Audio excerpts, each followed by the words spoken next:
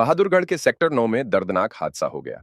यहां एक मकान में जबरदस्त धमाका हुआ, जिसमें बच्चों सहित 4 लोगों की मौके पर मौत हो गई, जबकि गंभीर रूप से घायल एक व्यक्ति को पीजीआई रोहतक भर्ती कराया गया है।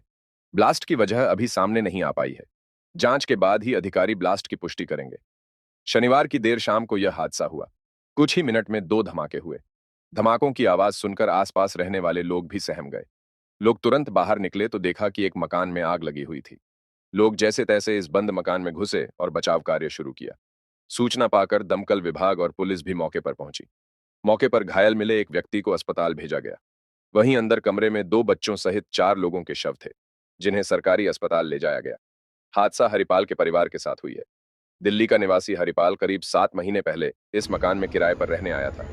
मकान के अंदर सिलेंडर सुरक्षित मिले हैं, लेकिन एयर कंडीशनर यूनिट को नुकसान पहुंचा है। धमाका इतना जबरदस्त था कि मकान बुरी तरह क्षतिग्रस्त है। टाइलें तक उखड़ गई हैं। बैलिस्टिक और फोरेंसिक टीम को भी जांच के लिए बुलाया गया, ताकि ब्लास्ट की हकीकत पता लगाई जा सके। डीसीपी मयंक मिश्रा ने भी मौके पर पहुंचकर हालातों का जायजा लिया। उन्होंने कहा कि जांच की जा रही है, ब्लास्ट के कारणों का पता लगाया जा रहा है।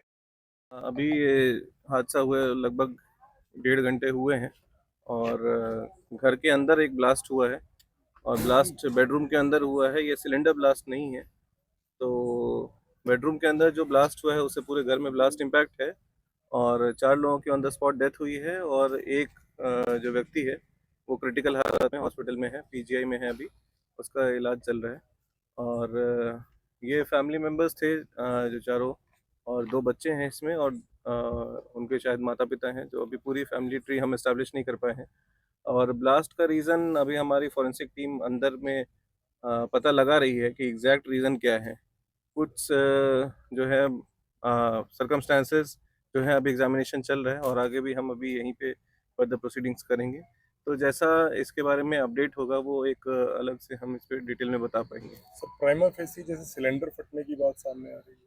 नहीं, सिलेंडर ब्लास्ट नहीं है, ये सिलेंडर फटा नहीं है, सिलेंडर इंटैक्ट है।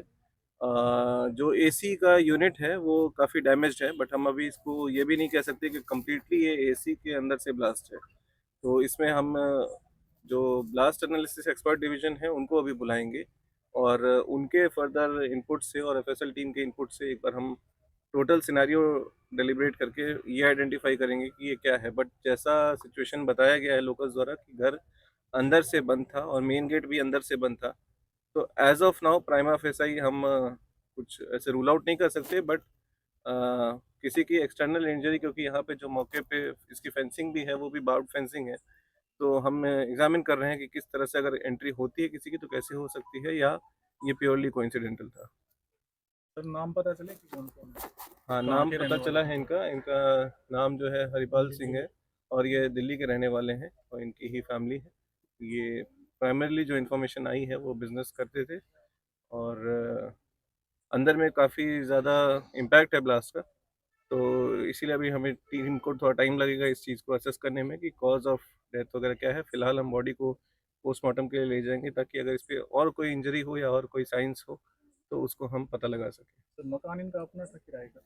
ये रेंटेड हाउस में रह रहे थे, इनका अपना मकान नहीं था और जो इसके ओनर हैं वो भी अभी तक पहुँचे नहीं है, वो पहुँचेंगे तो उनसे हम इनके फैमिली के बारे में और डिटेल्स लेंगे। सर ब्लास्ट काफी खतरनाक बताया जा रहा है, फर्श की टाइलें तक उखड़ गई हैं, क्या कहना चाहिए? हाँ, ब्लास्ट काफ़ी सीवियर था और काफ़ी ज़्यादा इम्पैक्ट है। पूरा घर ही एक तरह से ब्लास्टेड है, बट एक्सटर्नल स्ट्रक्चर अभी स्टेबल है और ब्लास्ट का ओरिजिन भी जो है वो बेडरूम में ही था।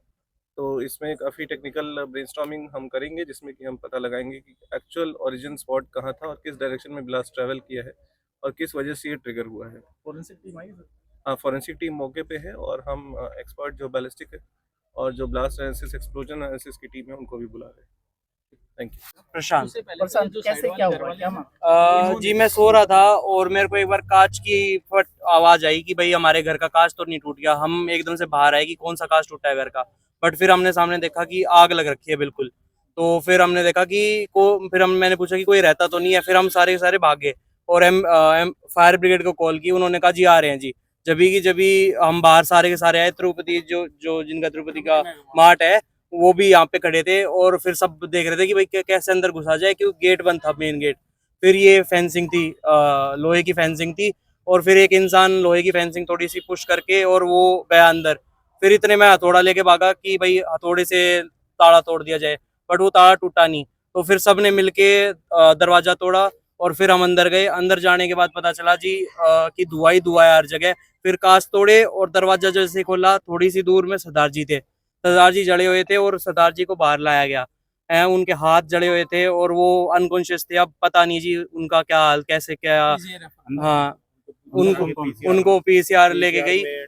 तब तक हमें पता नहीं था कि अंदर और भी हैं कि नहीं है, हमें तब तक नहीं पता चला था। फिर हमने वहां से हम आग बुझाने लग गए कि थोड़ा सा ऐसा हो जाए कि अंदर जाके देखा जा सके कि भाई कोई है कि नहीं है। पर धुआं इतना काला था कि भाई कोई इंसान, इतनी लपटे थी कि कोई इंसान अंदर नहीं जा सकता था। क्या पता चला बाद में कौन कौन है? अंदर पता चला कि 3 बच्चे हैं और एक औरत है। 2 बच्चे हैं और दो बड़े हैं। तो भाई अंदर गया था। भाई कहता कि भाई मैंने चेक भी करा पर उनमें कोई जान नहीं थी, वो लेटे लेटे ही चले गए। चले हुए थे? हाँ, वो जले हुए थे। वो आप मेरा अंकित भारद्वाज। अंकित जी, हाँ जी। आप अंदर गए, क्या हाँ, मैं अंदर गया। पहले तो धुआं बहुत ज्यादा था, लेकिन उसके बाद मैंने कपड़े से मुंह ढका और अंदर गया। तो अंदर हमने दरवाजा तोड़ा तो अंदर 4 इंसानों की मतलब लगा जले हुए थे। उनके कपड़े भी जले हुए थे। 2 बच्चे थे और 2 बड़े थे। अंदर से बंद था, तो अंदर से दरवाजा पुश करके तोड़ के अपने अंदर घुसे। दरवाजा हमने तोड़ा था जी। तो सरदार जी तो बाहर ही थे, बाहर वाले दरवाजे पे थे सरदार जी तो। लेकिन अंदर जो आग बुझने के बाद जब अंदर गए थे तो वो अंदर वाले कमरे में थे, लेफ्ट साइड वाले कमरे में थे। पहले हमने राइट भी चेक किया, राइट में कोई नहीं था, लेफ्ट साइड में थे पुलिस को फिर सूचना हाँ, पुलिस वाले पहले ही थे। पुलिस वाले तो पीछे वाले कमरे से मतलब दरवाजे से घुसे थे और हम आगे वाले से। ये 5 लोग एक ही कमरे में थे यार। नहीं, एक आदमी हमें मेन दरवाजे पे मिला था और 4 अंदर थे। जो